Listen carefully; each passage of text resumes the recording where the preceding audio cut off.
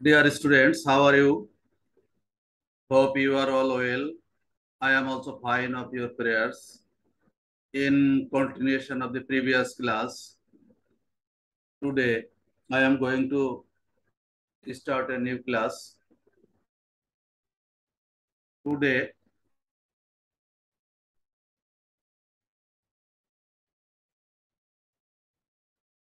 the subject of teaching is difference between weathering and generation. সকলকে ধন্যবাদ জানিয়ে আজকে শুরু করছি। আজকে তোমাদের যে বিষয়টা আমি পাঠদান করতে যাচ্ছি সেটা হচ্ছে বিচ্ছুরণী ভবন এবং নগ্নি ভবনের মধ্যে পার্থক্য, আবহাওয়া বিকার এবং পুঞ্জিত ক্ষয়ের মধ্যে পার্থক্য। এটা একাদশ, দ্বাদশ এবং এইচপি অনার্স পার্ট অনের জন্য, বিশেষ করে প্রাকৃতিক ভূগোলের। উপস্থাপনায় আমি আছি মোহাম্মদ আকবর আলী। যাই হোক, আমি ক্লাসে চলে যাই, বেশি সময় নিব না।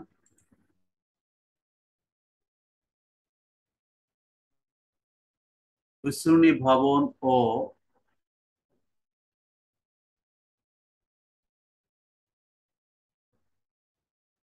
আজকে আমার পঠিত বিষয় হচ্ছে বিচ্ছুরণী ভবন এবং নগ্নি ভবনের মধ্যে পার্থক্য। প্রথম যে অংশটা আছে সেটা দেখো।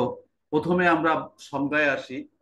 আবহাওয়ার তারতম্যের জন্য শিলাস্তর চূর্ণ বিচ্ছিন্ন হওয়ার যে প্রক্রিয়া তাকে বিচ্ছুরণী ভবন বলে, যে সংজ্ঞাটা আমরা ইতিপূর্বে পড়েছি।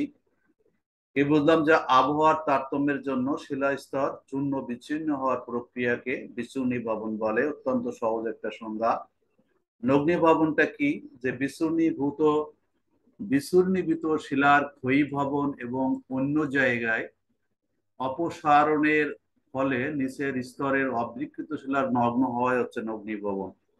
আবারও বলি, বিচূর্ণীভূত শিলার ক্ষয়ীভবন এবং অন্য জায়গায় অপসারণের ফলে নিচের স্তরের অবিকৃত শিলার নগ্ন হওয়াই হচ্ছে নগ্নিভবন। এবার যদি আমরা প্রক্রিয়ায় আসি, যান্ত্রিক, রাসায়নিক এবং জৈবিক প্রক্রিয়ার মাধ্যমে বিচ্ছুরণী ভবন সংগঠিত হয়। তাহলে তিনটা প্রক্রিয়ার মাধ্যমে বিচ্ছুরণী ভবন সংগঠিত হয়। সেটা হচ্ছে যান্ত্রিক, রাসায়নিক এবং জৈবিক প্রক্রিয়ার মাধ্যমে বিচ্ছুরণী ভবন সংগঠিত হয়। আর এটা হচ্ছে বায়ু প্রবাহ, বৃষ্টিধারা, নদী প্রবাহ, হিমবাহ, সমুদ্র তরঙ্গ প্রভৃতি শক্তির প্রভাবে নগ্নিভবন সূচনা করে মাত্র। এটা এই প্রক্রিয়ায় সংগঠিত হয়, এটা সূচনা করে মাত্র। ৩২ নম্বরে যদি আমরা আসি, বিচ্ছিন্ন প্রক্রিয়ায় নগ্নিভবনের কোনো প্রয়োজন হয় না, কারণ বিচ্ছুরণীভূত পদার্থ যখন অপসারিত হয় তখন তাকে ক্ষয়ীভবন বলা হয়। তাহলে বিচ্ছুরণী ভবনে আসলে নগ্ন হওয়ার কোনো প্রয়োজনীয়তা নেই। এটা শুধুমাত্র চূর্ণ বিচ্ছিন্ন শিলারাশি। বিচ্ছুরণী ভবন ছাড়া নগ্নিভবন সংগঠিত হতে পারে না, কারণ বিচ্ছিন্ন অগ্নিভবনের একটা অংশ। কারণ হচ্ছে আমরা নগ্নিভবনকে বিচ্ছুরণী ভবন এবং ক্ষয়ীভবন এই দুইটা অংশে বিভক্ত করি। তাহলে বোঝা গেল যে বিচ্ছুরণী ভবন, নগ্নিভবন। আর বিচ্ছুরণী ভবন আগের প্রক্রিয়া। বিচ্ছুরণী ভবন যদি না সংগঠিত হয় তাহলে নগ্নিভবন হবে না। বিচ্ছুরণী ভবন প্রক্রিয়ায় শিলারাশির অপসারণ বা ক্ষয় সাধন হয় না, যেটা আমি আগে বললাম। যে বিচ্ছুরণী ভবন প্রক্রিয়ায় শিলারাশির অপসারণ বা ক্ষয় সাধন হয় না। নগ্নি ভবনের জন্য শিলারাশির অপসারণ অপরিহার্য।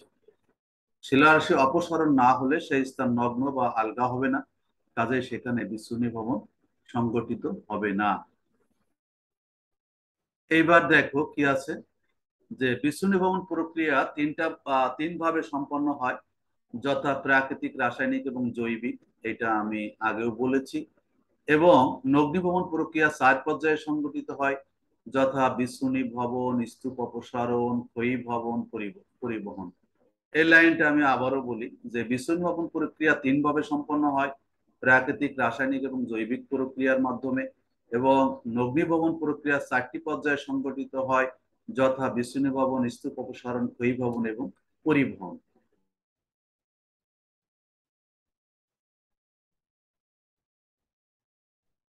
এবার আমি আসি যে আবহাওয়া বিকার ও পুঞ্জীভূত ক্ষয়ের মধ্যে পার্থক্য যেটা আছে সেটা।